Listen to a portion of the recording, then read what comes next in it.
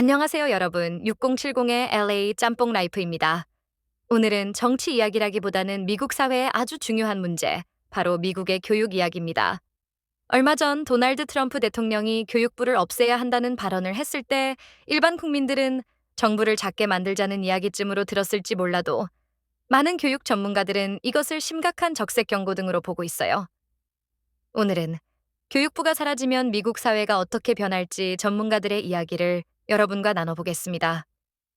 첫 번째로 교육부가 없어지면 가난한 지역 학생은 더 힘들어질 수밖에 없는데요. 미국은 원래 주마다 교육 수준이 다릅니다.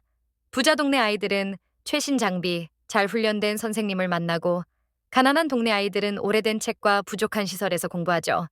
그래서 연방교육부가 그 격차를 조금이라도 메워주려고 보조금과 교육 기준을 제공해왔습니다.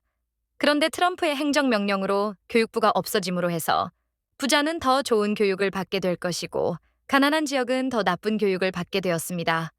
결국 한국처럼 부모의 돈, 즉 부모 찬스, 부모의 능력에 의하여 자녀의 미래를 결정하는 나라가 될 거라고 전문가들은 경고합니다.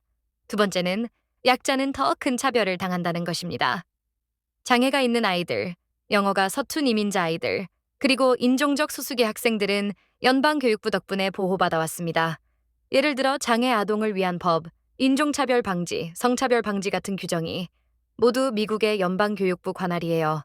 하지만 이 교육부가 사라지면 약자 보호 장치가 지역마다 다르고 법적 보호를 받기 어려워집니다. 결국 약자들이 교육 현장에서 차별받을 가능성이 커지게 되었습니다. 세 번째는 지역 이념 교육, 종교 교육 확산이 염려되기도 합니다. 교육부는 과학적 사실과 역사적 진실을 지키는 중요한 역할도 해왔어요. 예를 들어 진화론, 지구온난화, 인권 관련 수업이 대표적입니다. 그런데 연방교육부가 사라지면 지역 정치, 종교 색깔이 강한 이념적 교육이 퍼질 수밖에 없습니다. 또 학교마다 진실이 다르게 가르쳐질 수도 있습니다.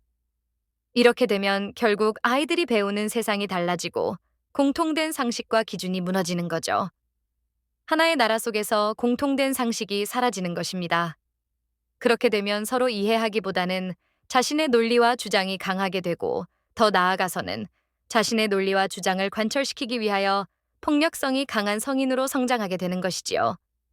네 번째는 가난이 대물림된다는 것입니다. 이 부분에서 결국 많은 국민들이 노예로 전락하게 될 것이라는 겁니다. 미국이라는 나라는 노력하면 계층을 올라갈 수 있다는 믿음이 강합니다.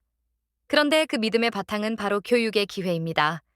그런데 교육부가 사라짐으로 해서 저소득층을 위한 장학금, 교육보조, 특수 프로그램이 사라질 수밖에 없게 되었습니다. 그렇게 되면 가난한 집 아이들은 가난에서 벗어날 사다리나 계단조차 잃게 됩니다. 결국 가난은 대대로 대물림되는 구조가 될 것이고 이것은 수많은 국민을 문맹인으로 만들어 노예로 전락시키게 되는 것이지요. 부자들이나 권력가들에게 노예를 제공하는 결과를 생산하게 될 것입니다. 다섯 번째는 국가 경쟁력이 허약해집니다. 미국은 교육을 통해 과학자, 기술자, 의사, 변호사를 길러냈고 그 인재들이 미국을 세계 최강국으로 만들었습니다.